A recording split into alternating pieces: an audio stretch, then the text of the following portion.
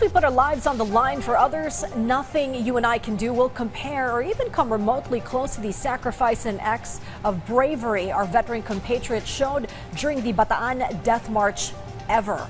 Still, those in Generation Z can begin by simply rising up early to make one's bed and prepare for the day's work ahead, which our Ralph Tubisa sums up in his report. April 9, Day of Valor. One of the most anticipated days for Filipinos. But why really? Namamasyal po kami, nagpapahinga, family day, ganun po.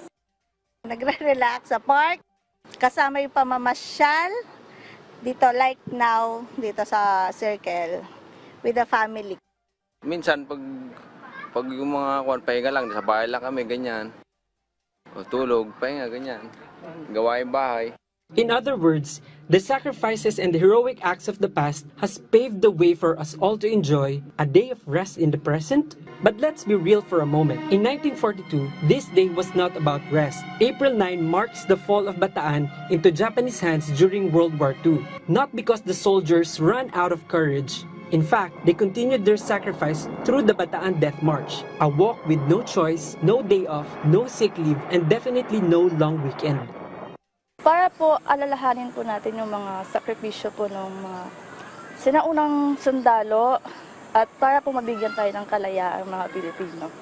Para hindi natin sila nakakalimutan, commemorate yung mga ginawa nila sa atin para makalaya tayo from the Japanese invasion.